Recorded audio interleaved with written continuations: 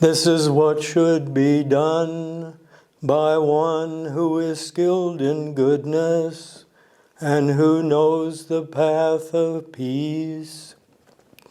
Let them be able and upright, straightforward and gentle in speech, humble and not conceited, contented and easily satisfied, not busy with duties and frugal in their ways, peaceful and calm and wise and skillful, not proud and demanding in nature.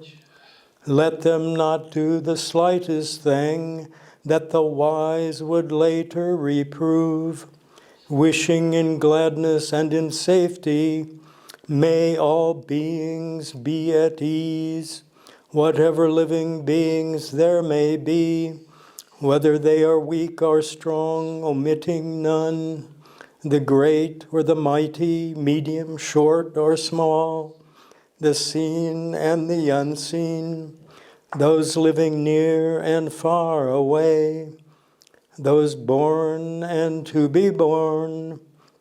May all beings be happy. Let none deceive another or despise any being in any state.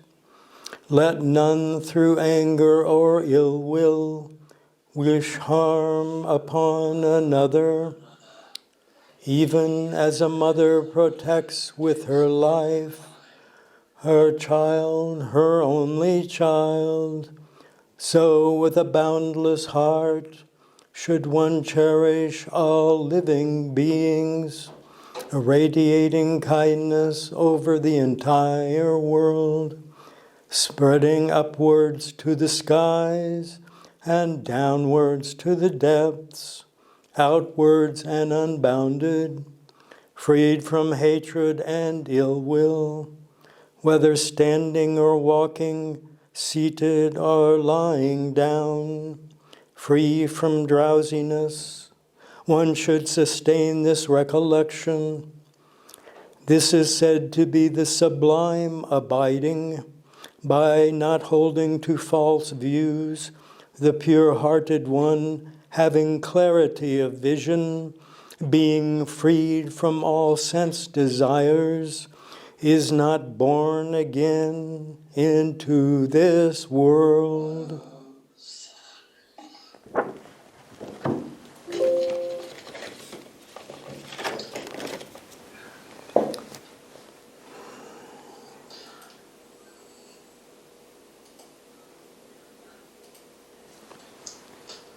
Okay, thanks, Ajahn. Thank you.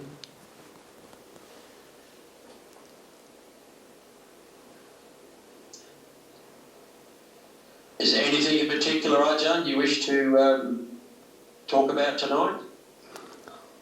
Yes, I was simply going to talk about, first of all, meditation and do the beginning of a practice. I don't know how many people there have done meditation before, but there's such a few.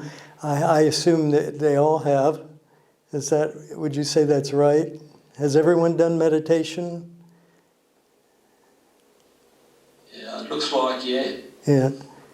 Well, I was going to go over the beginnings and use some of Ajahn Brahm's method, the step procedure. And then, of course, we do the meditation. And then after that, I will, unless there are a lot of questions, which I don't expect, I was going to talk about the aggregates, the 5 aggregates of clinging. Dhamma talk on that, and if that's all right. That's more or less what I was going to do. Yeah, sounds good. All right. So I'll start, or is there anything else? Yeah, start. Let's start. All right. Well, I'm using Ajahn Brahm's as far as I can follow it, his stepwise procedure of beginning meditation for people who haven't really done very much meditation before.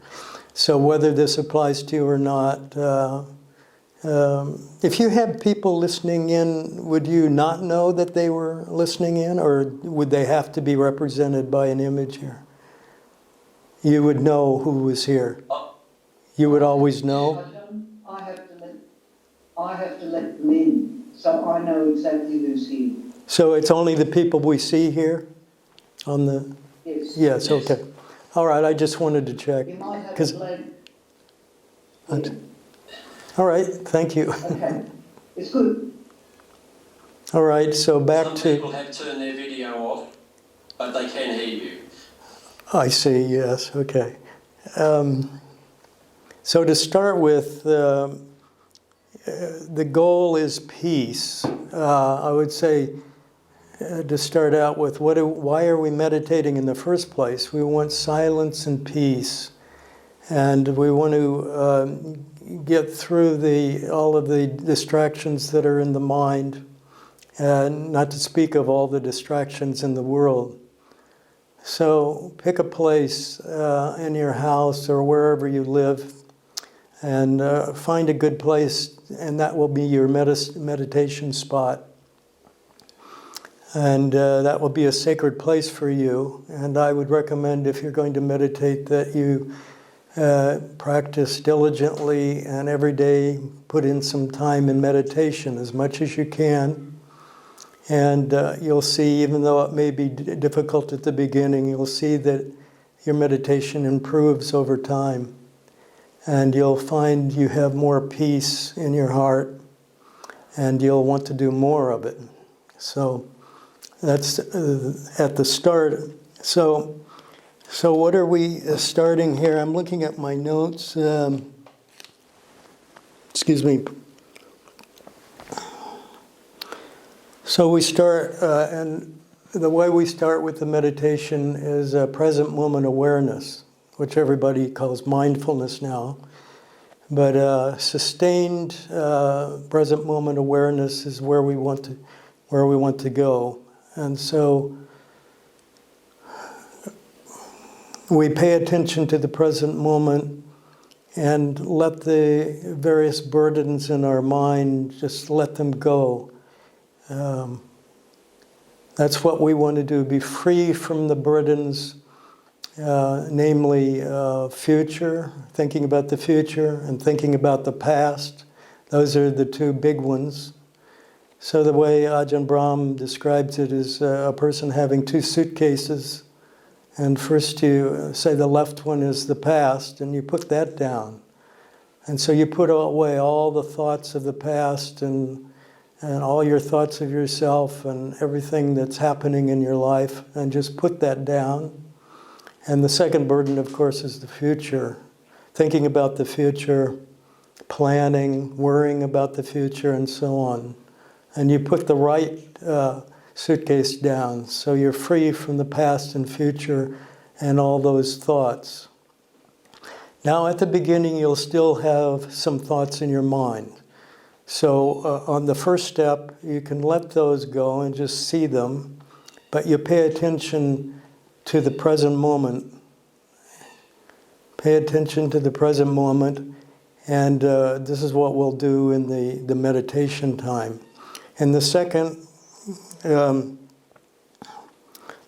step is that we'll have silent awareness of the present moment, in which we'll attempt to shut down the inner talking, the talking that goes on, and the criticisms and the evaluation of things, and we'll just let the talking go and see that it's an impediment to our peace and quietness. As we go along, we'll be able to see ourselves welcoming peace into our mind and our heart, our emotional center.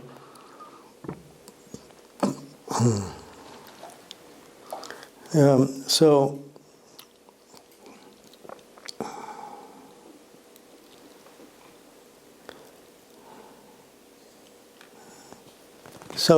the third step that Ajahn has is the silent present moment awareness of the breath. Now we'll get into the breath meditation. I don't know if all of you do breath meditation or whether you have some other meditation object. Could you raise your hand if you do breath meditation? Could you raise your hand up? Yes. So everybody does breath meditation, pretty much. Looks like it. Yeah. At least a majority. So you'll know what I'm talking about. Now you can do at other times. You know that you can use other meditations objects such as metta. You can use classically. You can use a colored circle or something like that. But usually, what we do here, especially at Bodhinyana Monastery, is use breath meditation. That's what Ajahn Brahm talks about.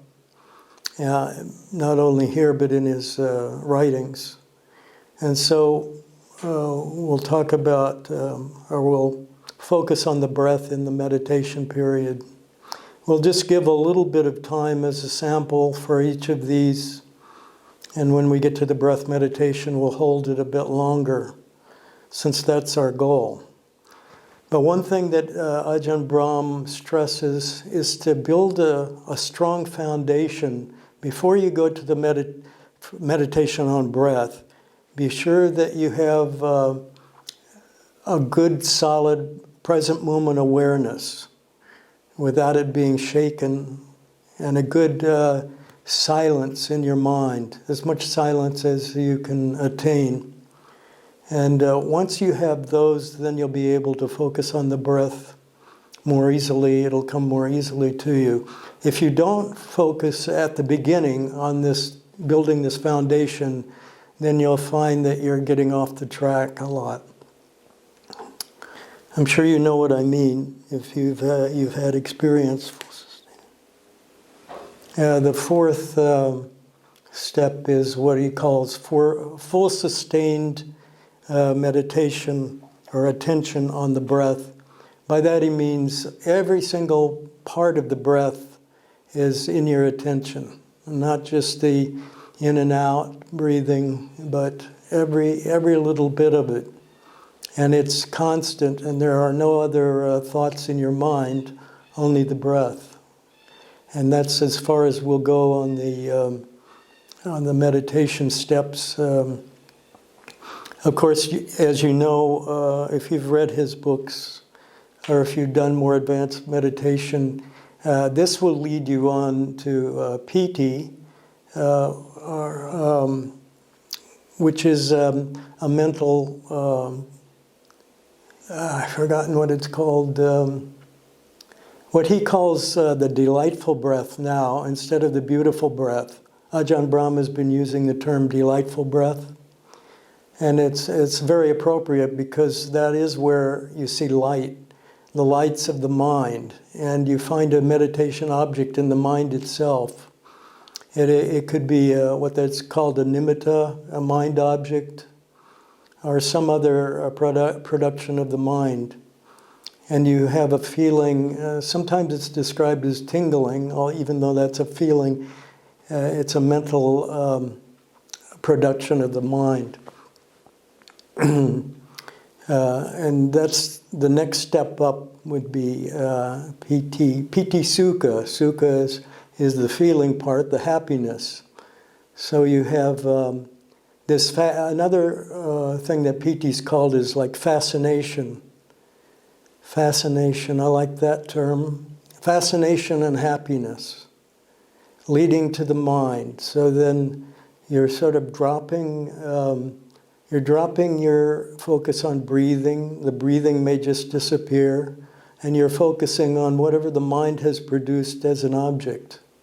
And it's usually, and I should say always in this case, beautiful. This is the beautiful area of the mind meditation. As you know, if you've had nimittas, the nimittas themselves are very beautiful objects. This is an advanced form of meditation.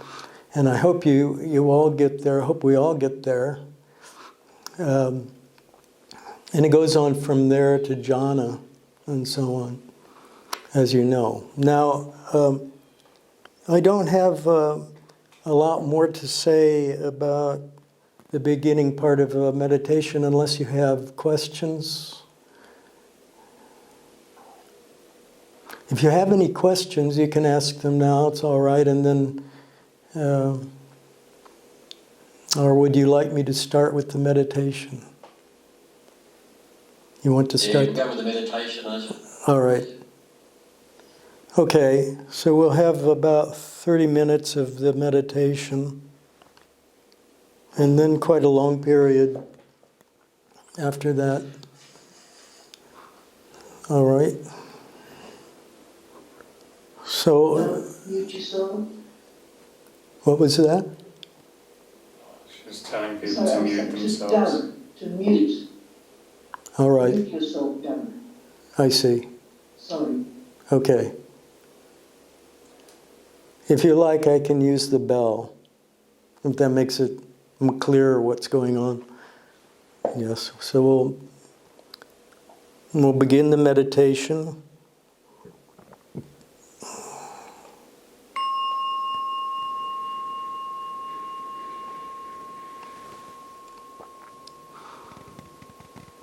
So we'll begin the meditation. Take a couple of deep breaths and clear everything away.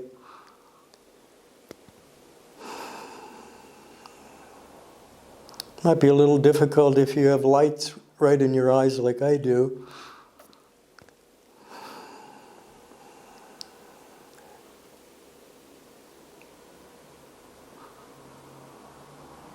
Now, what we're going to focus on now is the present moment. We're going to focus on present moment awareness. If there's talking now, that's all right. Whatever's in the mind, just let it go and see what comes up. Pay attention to the present moment. If thoughts of the past occur to you, what's been going on today, yesterday, and so on, just let them go, see them, and let them go. If thoughts of the future arise, it's the same, let that go. Don't plan, let the planning go.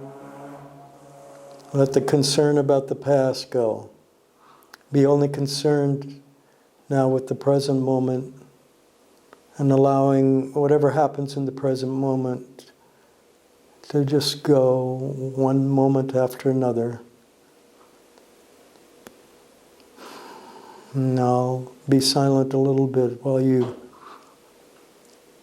practice this present moment awareness.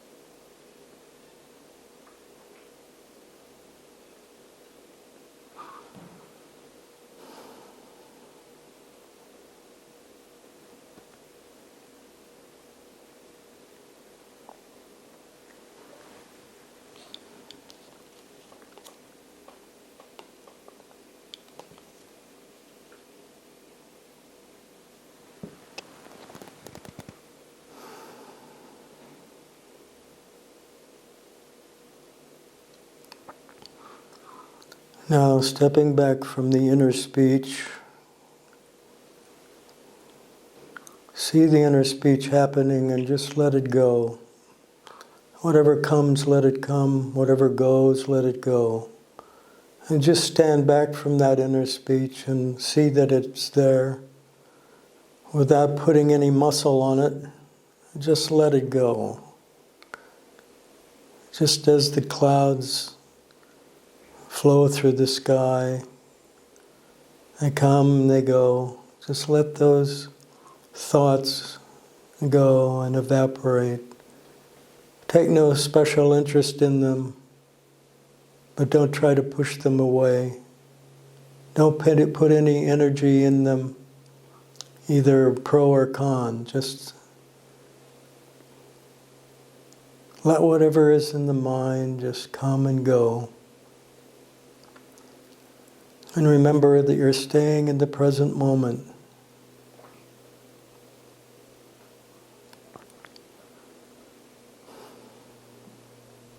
Without commentary, without judging it.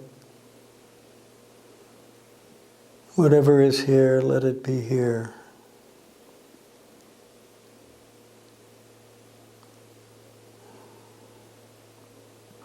And enjoy the silence that comes up.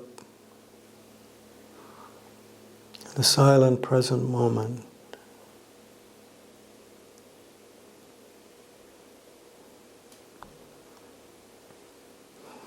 This is your platform for the rest of the meditation. Silence and the present moment.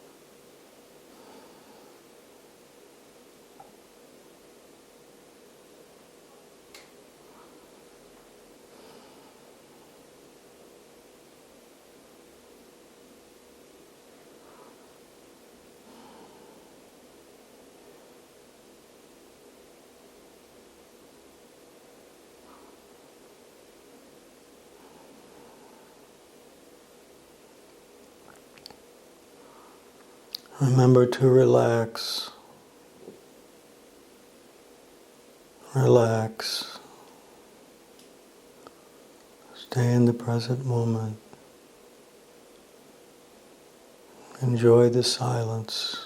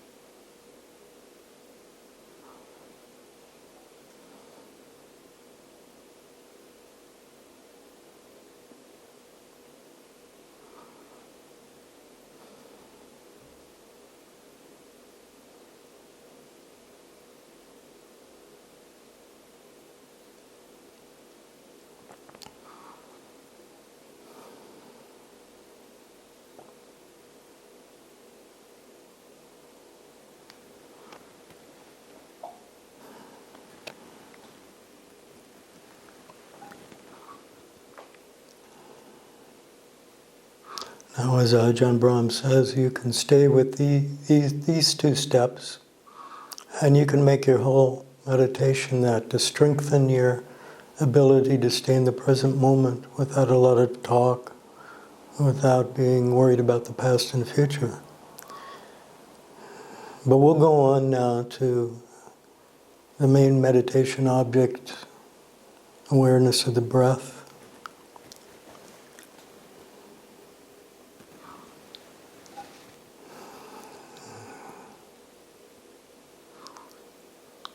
So stay with the breath,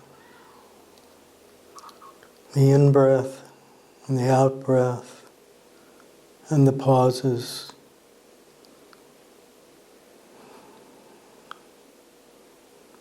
Let any talking or commentary go. Stay in the present moment with each breath. You can't be with the future breath, and the past breath is gone. You're only with the present moment breath.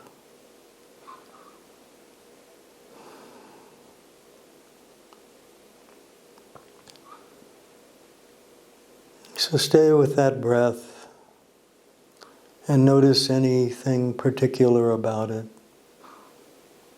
Whether the breaths are long or short, whether they're rough or smooth, whether they change, whether the pauses are long or short.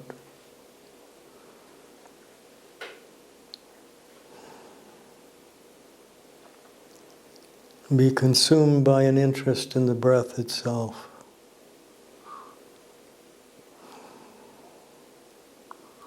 Stay with the breath now, and we'll continue with our present moment silent breath meditation.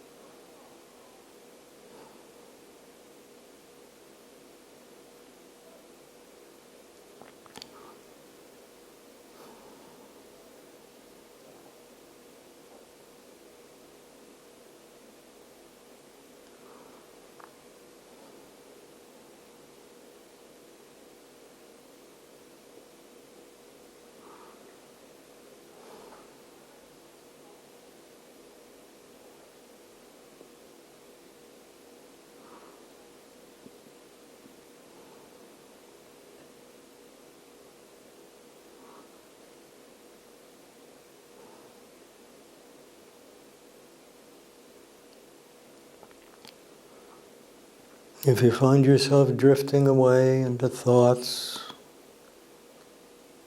or any other distractions, come back to the breath. Stay with the breath meditation, in and out.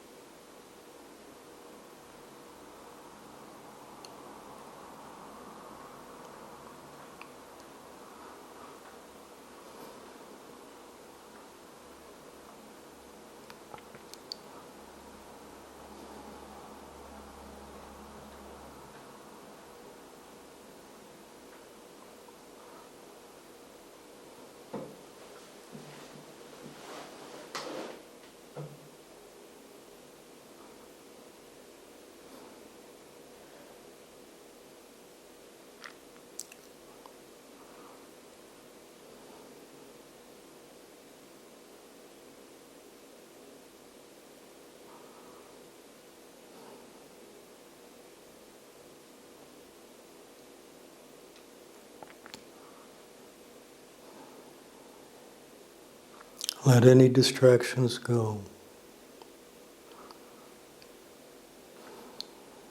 Remember, this is practice. Don't expect perfection from yourself. Anything you do in this meditation period is great. Any meditation you do is perfect in itself. This is your meditation. This is your time to be at peace. So enjoy the silence.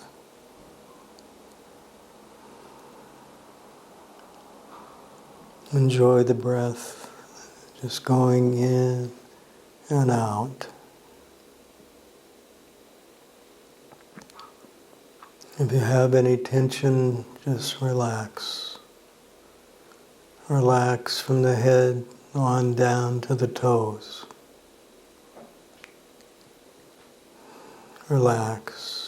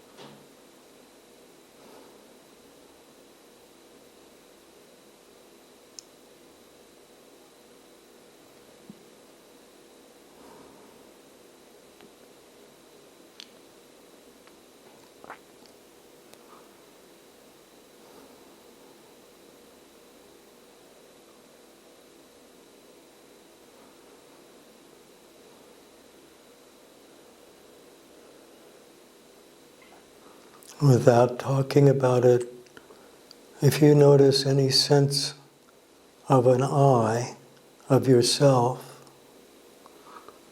attached to any particular part of you, what you consider yourself, your body, your feelings, your perceptions, your thoughts or will, or your consciousness. If you notice any kind of attachment and you feel that this is yourself, take note of that without judging it, without saying anything, just as an experiment, just take note of that.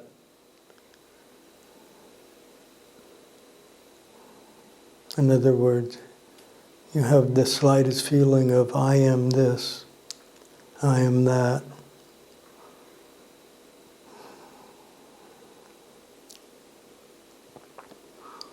Then just let that go and go on to your meditation on the breath.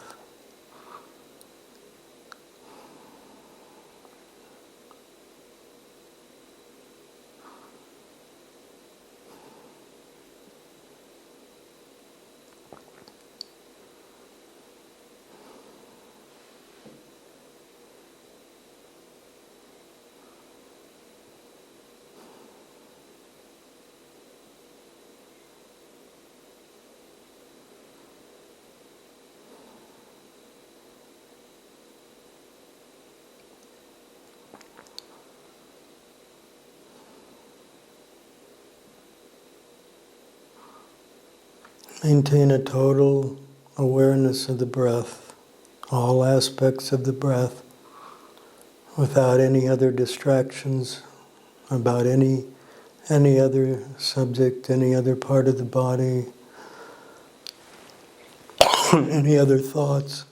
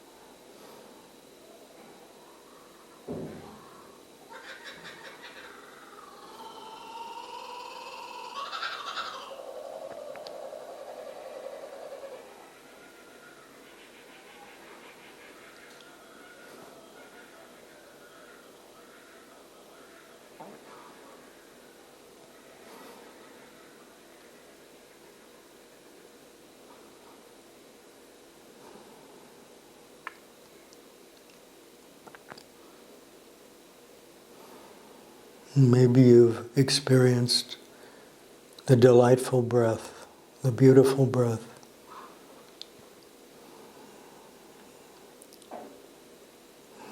Just maintain that.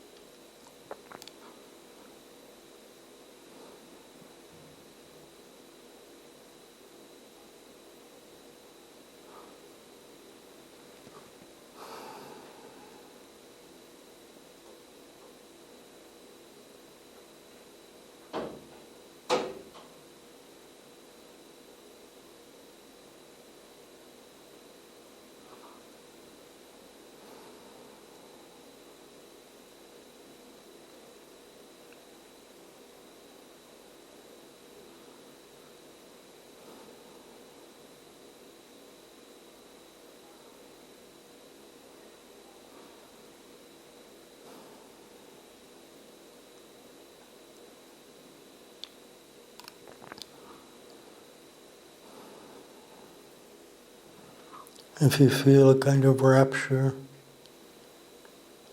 that's the piti, the delightful breath, the piti in the breath.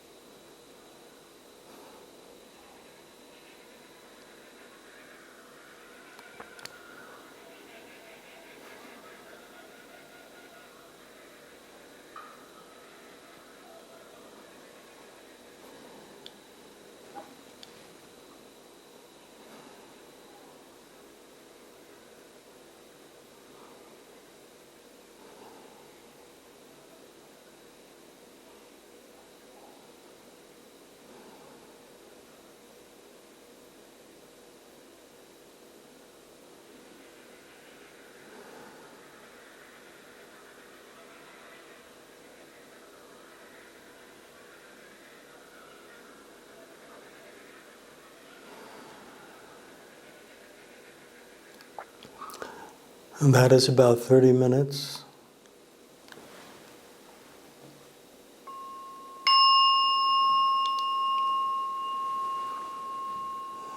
So if you want to turn on your lights and become used to the lights gradually.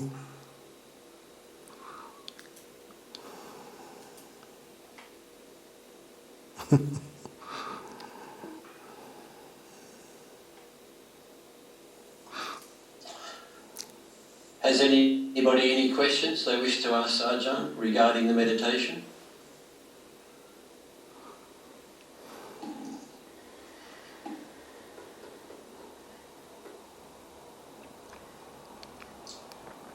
Seems like everyone's happy, Ajahn. Maybe some questions will come up later when I talk. If anybody wants to ask a question and they feel they would rather not be seen asking, you can always type it into the chat box down the bottom of your screen. No, I think they're all happy, Ajahn. If they do type it in, will you be reading it to me? Because I can't really read the screen very well. Okay. All right. And then if everybody is happy with this, I'll continue. Were you going to say something, Doug? No, no. Okay, I thought you were going to say something. I'll continue with the talk that I had prepared in the connection with aggregates. I hope you've all heard of aggregates. If not, then this will be an introduction. And it's an important subject in the Dhamma because the 5 aggregates of clinging are what everybody considers themselves to be. So to give an example, instead of, we always put a name to everybody we know, right? So I say, there is Vosaga sitting over there. And instead of saying, there are those 5 aggregates sitting over there, I say, there is Vosaga. We give them a name instead of just saying, those are the 5 aggregates, which is the truth of the matter. So what are the 5 aggregates of clinging? Can you see everybody? I just want to know if everybody has heard of the aggregates, because I can't see anybody now. Does everybody know what the aggregates are? Or everybody know what the aggregates are? Does anyone not know what the aggregates are? I can't tell. No. What do you say? What's the opinion here? The opinion poll. Does everybody know what the aggregates are? Yes or no? Raise your hand. I'd say that's a no, a yes, yes, sort of a yes. Pinda, don't you know what the aggregates are? No? Oh, yes, you must. No. Okay. All right, then I'll continue with my little talk, but I wanted to know exactly how to present it. So the aggregates are called, technically they're called the 5 clinging aggregates, which are dukkha. Of course, it's all put into one word, so I'm interpreting that one big word. Are the 5 clinging aggregates of dukkha. Dukkha is suffering. I'm sorry. I assumed everybody knew that dukkha was suffering. Aggregates, the word in Pali is kanta. Kanta. So I won't go into the Pali about it, but there are 5 aggregates of clinging. Now that means that the aggregates can either be clinging themselves, or that the clinging can be of the aggregates, clinging onto the aggregates. Either way in Pali. And it could be understood either way when you really get into it. So the aggregates are, first of all, the material body. And actually it includes all materiality, not just your own body, but usually we think of the body as being ourself, or we could think of the body as being ourself. All right, that's the physical body, and it's made up of the 4 elements, the 4 classical elements, air, earth, fire, water, the 4 classical elements. And we'll go into detail about that. There are element meditations, in fact. The second aggregate is feeling. Feeling actually pleasure, pain, or neutral. Or words to that effect. Pleasure, pain, neutral, good, bad, neutral. Feeling is an aggregate. And the next one is perception.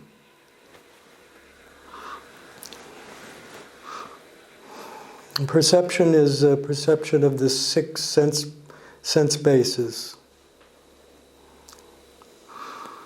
So we have perception, that's another aggregate. I'll go into more detail about these soon. I'm just giving you a rundown of what they are. The next one is what's called will formations, or volitional formations, which Ajahn Brahm usually just calls will. It includes all that is going on in our thinking mind.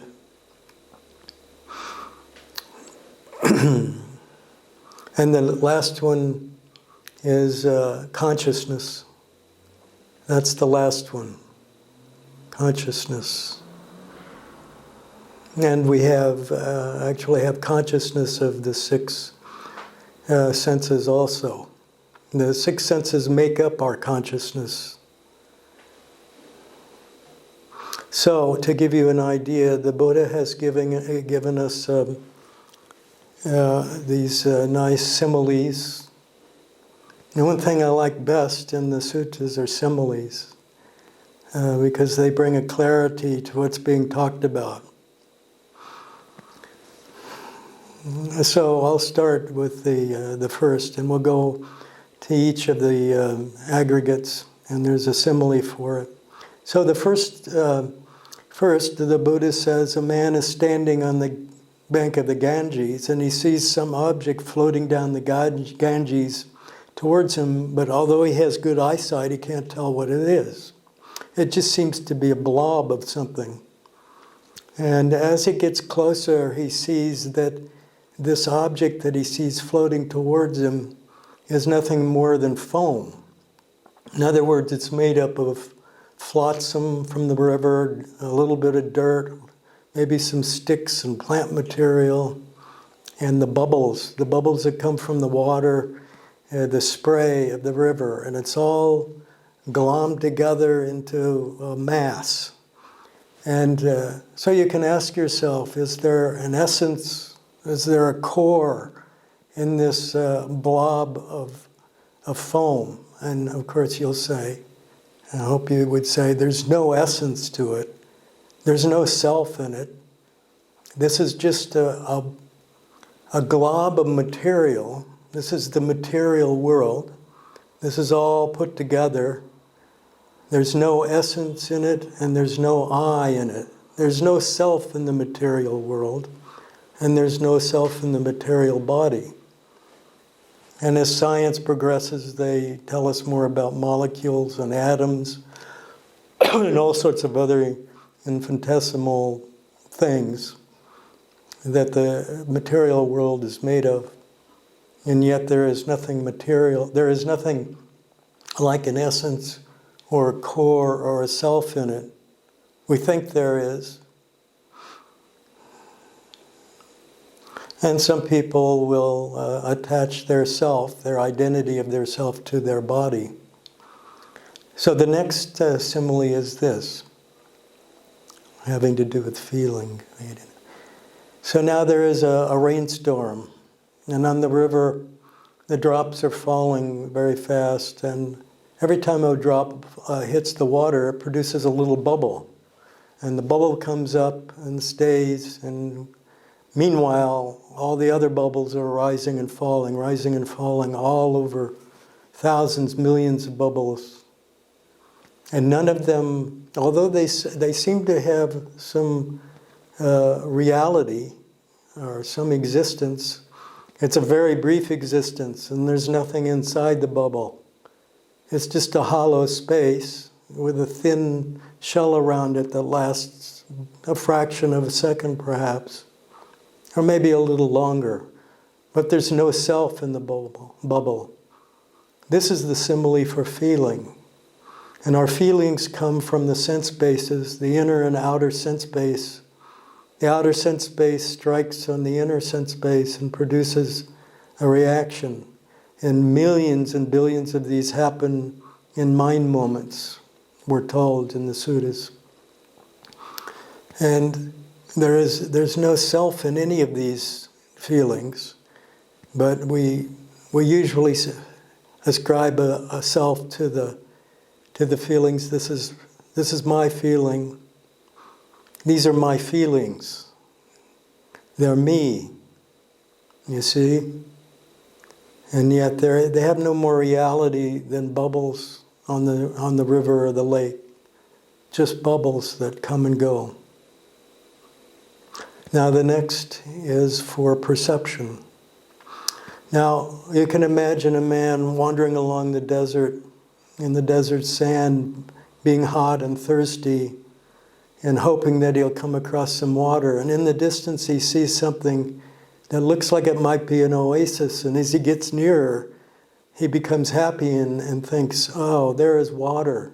I'm walking towards the water now. There's an oasis, there are the palm trees. But as he gets closer, he notices that he's not getting any nearer to the oasis, and he finally realizes that it's what? It's a mirage.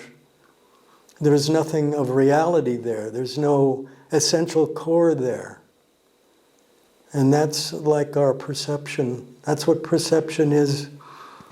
It produces a kind of a reality, or it changes reality in whatever way, in the various ways.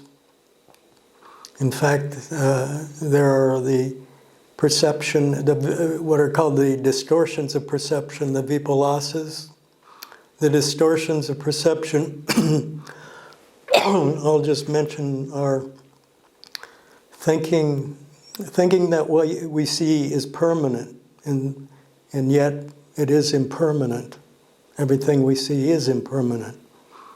The next is anatta, thinking that what we see has a self, or thinking that what we perceive of these khandhas that we call ourselves has a self.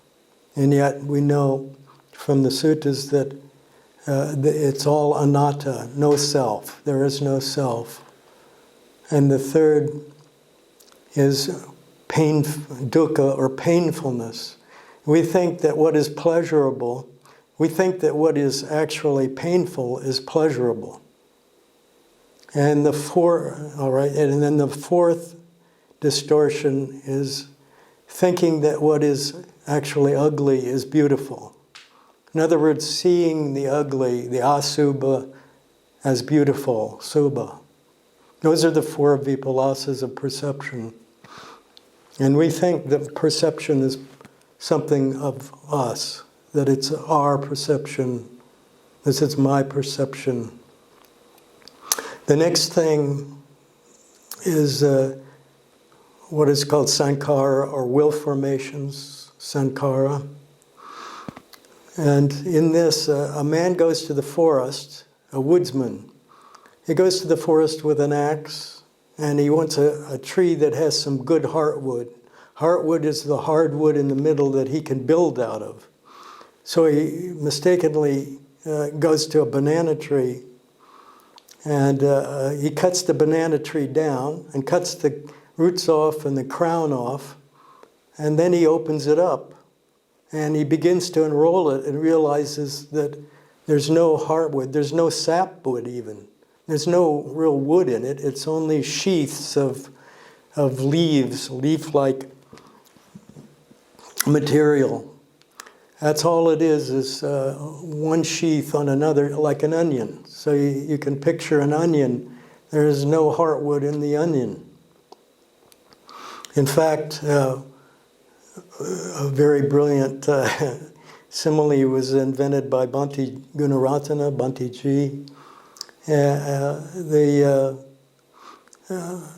sankharas are like an onion. And remember how the onion is spelled O-N-I-O-N? So it goes on and on with an I in the middle. So the sankharas are like that. They go on and on. As you unroll the banana stem, it goes on and on. There's nothing more than that. It just goes on and on, one roll, one piece after another, like an onion, with an I in the middle. And we think there's an I in there thinking, and it's really the driverless bus. There is no driver in there. It's just thought. Thought that comes on us endlessly, proliferating itself on and on until our next birth. So the last of the khandhas is consciousness, vijnana. Now, this is a very interesting simile, and I love it. The simile of consciousness is as a magician standing at a crossroads. So you picture in your mind a sleight-of-hand magician, an artist who stands at a crossroad. So there's 4 branches, right? The 4 branches aren't usually mentioned. But what happens is the magician produces fantastic images, or things that you know are not true, but they look true and they seem to be true. And actually everybody thinks that the images that are produced by the consciousness, the world that's produced by our own consciousness, everybody takes as reality. But in fact, it's a magician standing at the crossroads. And even the consciousness thinks that it's all real and that he's real. And yet he's nothing more than an image of the consciousness, of the image of the projections that are created in the consciousness. And standing at the crossroads, my impression of that, or my idea of that, is that it's simply the other four khandhas, the other four aggregates, plus the fifth consciousness in the middle. The consciousness in the middle, the magician in the middle draws or weaves these other four, plus himself, the fifth, all together like weaving a carpet to produce this reality, this what we seem to think is reality. And yet it's no more than an image produced by a magician. So those are the 5 similes of the aggregates. Now why do I mention the aggregates? It's because if you remember towards the end of the meditation, I asked you to do a little experiment and see if you saw any parts of your what you call yourself, if you could attach to any parts of it, like say perception or a pain, a physical feeling, thoughts, anything like that. So what we do is we attach to different parts, and these are what we consider ourselves. This is ourself, and there's nothing really beyond it. And there's even no other consciousness beyond the consciousness that is our aggregate of consciousness. Say there, I fell into the trap of saying our aggregate. It's not our aggregate. There is no aggregate, and there is no our. There are the 5 aggregates. And these aggregates, if I can expand, are not separate, and they're not actually mounds of anything. Aggregate actually means like a mound of something. But there is no actual mound of anything. It's simply a way of describing it for teaching purposes. And all of these aggregates, these 5 aggregates, are always all together. They're always together. They're never separate. They don't act separately. It's simply a way of teaching that the Buddha used by giving them different names so you could inspect each one separately. But this is what we think we are, and we think each one of our aggregates is some part of ourselves. Does that make sense to everybody? Anybody have a question on that? Am I making it more muddled or clearer? Anyway, these are the aggregates, the khandhas, the 5 khandhas, and they say of clinging because we cling to them as ourself. We cling to them as ourselves, and the khandhas themselves cling to the different reality, like the material world they cling to feelings, they cling to the perceptions and thoughts, and the consciousness as being a self. So there are the 5 clinging aggregates of pain, of suffering. And at the end of the first Noble Truth, the Buddha, after listing birth, death, despair, anguish, and so on, he lists a number of forms of suffering. He says, in other words, the 5 clinging aggregates of suffering. All the suffering it adds up to the 5 aggregates. They are the suffering. And that's our world. And this is why it's important when we do meditation, ultimately to be able to see the aggregates in some way. What we see is the clinging. When we see that we see ourselves clinging to our consciousness as I, or feeling as I, or something like that. And when we see this, we can recognize it and become detached from it. And as this goes on, as our meditation goes on, this is something that we can see in deeper and deeper. Now there's in the stages of growth, let's say sainthood, there are these 10 fetters you may have heard of. 10 fetters, the things that bind us to rebirth over and over again. Now, on the first stage of sainthood, which is the Sotapanna or the stream entry, there are the 3 first fetters. And the very first fetter usually taken is the fetter of, it's called in Pali Sakaya Ditti. It's the belief in a self or a personality. What I've been talking about, what we've been considering. And you think of, there is no self, it's anatta. There is only non-self. I'm sure if you've been around Buddhism, you're familiar with that term. Self and non-self, or atta is the self that doesn't really exist. And anatta is the reality of that.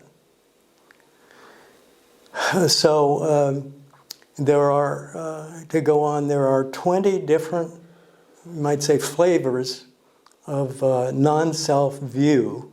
This is Sakaya Ditti that each person can have. 20 different kinds. Well, that sounds like a lot, but really it's very simple because there are 4 kinds, and each of the 4 kinds applies to each of the 5 khandhas. So 4 times 5 is 20. And I'll give you an example. So we start with the aggregate of the material body. It's called rupa in Pali, if you haven't heard it before. And so there are 4 different ways that the self-view can manifest, and that's the first one is identity. You think in your mind that I am my body. That's the first way, identity. That you have a self and it's identical with your physical body. The second way is that there is a self and there's a physical body, but they're not identical. The self, I'm sorry, I should have said consciousness, not self. There is a consciousness and there is a physical body. Now let me step back. Because I said it wrong. I didn't mean self. And did I say consciousness? Probably not. Let me say it again. Did I say consciousness? No. Okay, I said it wrong. There is what we think of as a self and a consciousness, but we think they're the same thing. That's what I meant to say. That's identity. We think that our consciousness is I. Okay, and then the second one, the consciousness owns the self, or has the self as a part of it.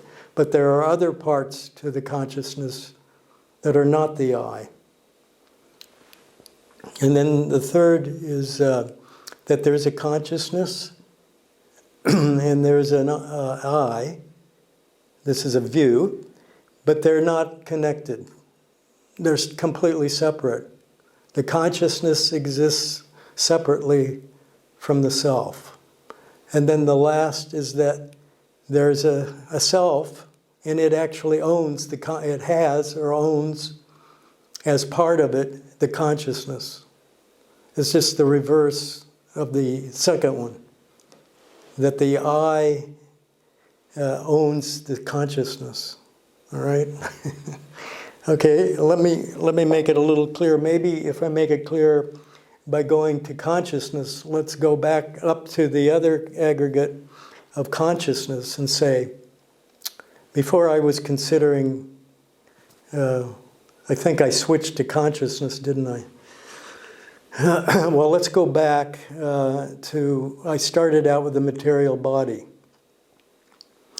Okay, let's say that we have a material body and we think it's I.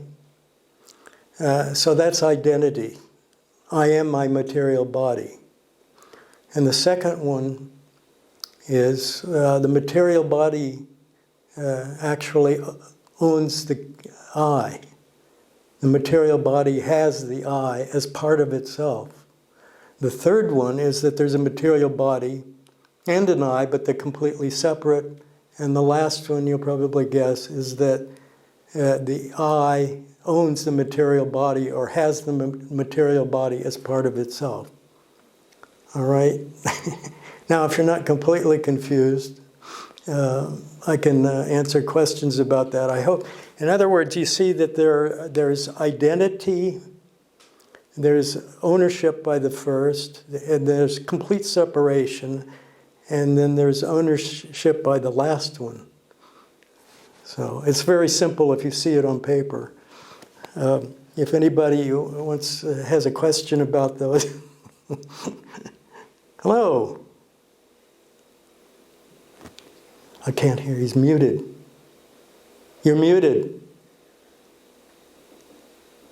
I think. I can't hear you anyway. David? There you go. Yeah. So, are you going, Doug, or shall I go? What's that, Peter? Shall I go? Shall I ask Bhante? Yes. Yeah, go ahead. Yes. Hopefully I'm not barking up the wrong tree here, Bhante.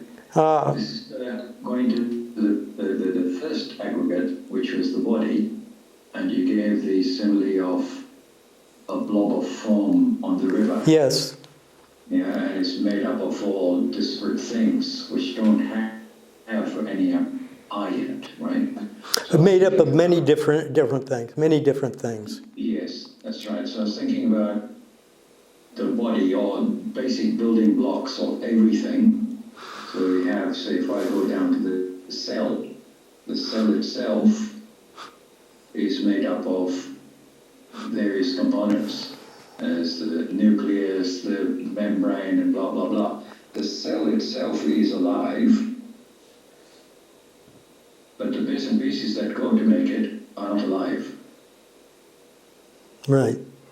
Yeah, that's my understanding from my school science. Now, when the thing becomes alive, all these components come together and there's a cell. What we're saying is the cell could say, oh, this is me, it's I, and I have to survive, so I have to go on living or whatever. Or does it not have that? Well, if it has a mind, first of all, it would have to have Sankara be able to think in terms like that.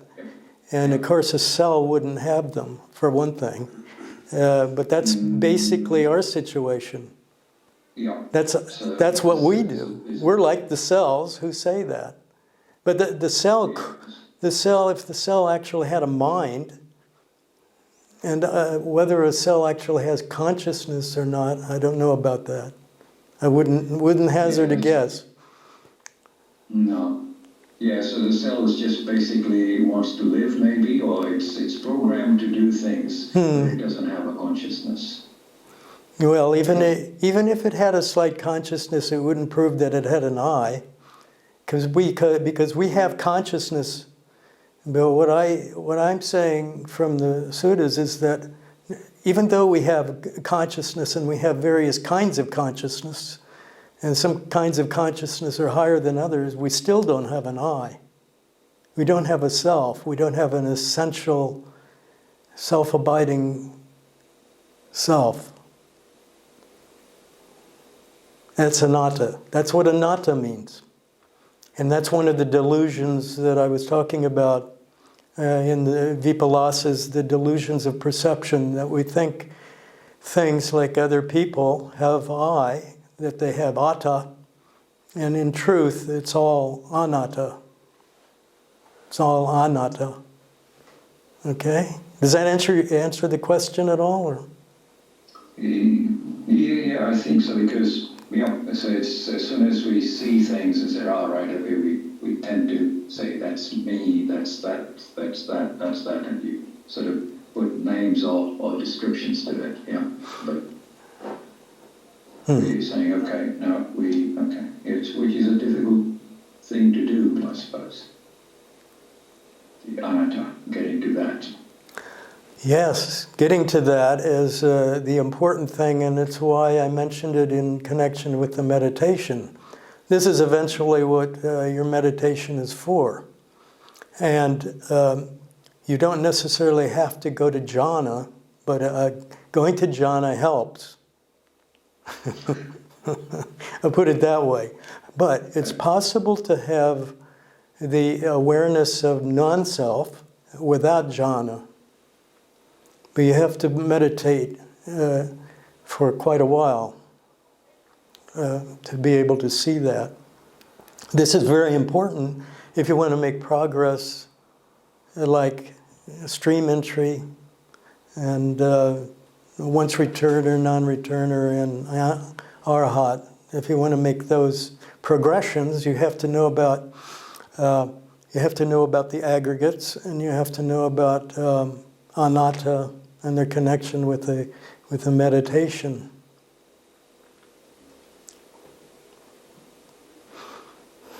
Okay. Anybody else? Okay. Do you have anything else?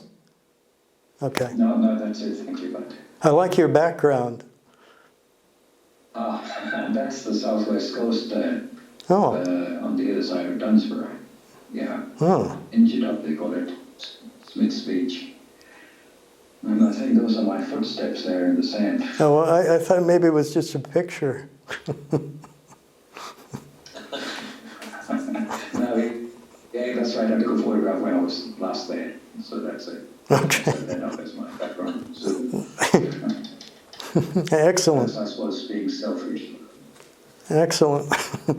Okay. Does anyone else have it? Sybil's got a question. Oh, good. Sybil. Sybil's got a question. Yes, I understand. Sybil.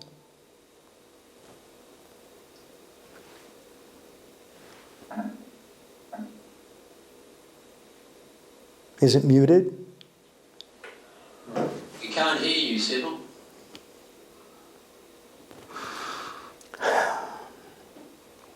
This is the fun part. Yeah, she hasn't got her mute on, but we can't hear her. Yeah. Sybil, you can type your question in the chat box. Just type it to everyone and we'll be able to read it out.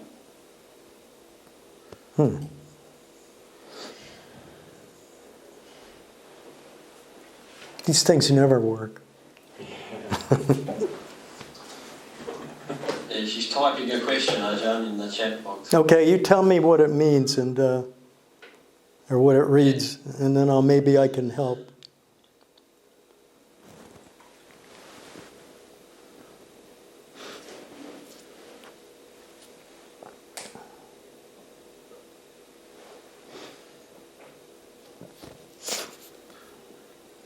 You've certainly given us something to think about for the rest of the week.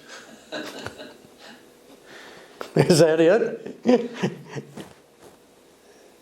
Okay, Sybil's question is, Ajahn, can you explain how where are we? Can you explain how to feel anatta in meditation? Well, the simple answer is to continue meditating exactly the way we've been talking about, following Ajahn Brahm's rules, and coming into silence, and coming into what I called piti, which is like fascination, and in which you'll find a mental object that's very beautiful. Once you're in there, you have an opportunity. Once you're in that what he calls the delightful breath, you have an opportunity to see things differently. You have an opportunity first to see that a different mental object, and then to be removed from the self. It happens. I can't tell you how any more than practice the meditation and practice the way that I mentioned and go on the route to the delightful breath or the beautiful breath, however you want to put it, piti sukha, which is the next step up. And yourself is lost anyway.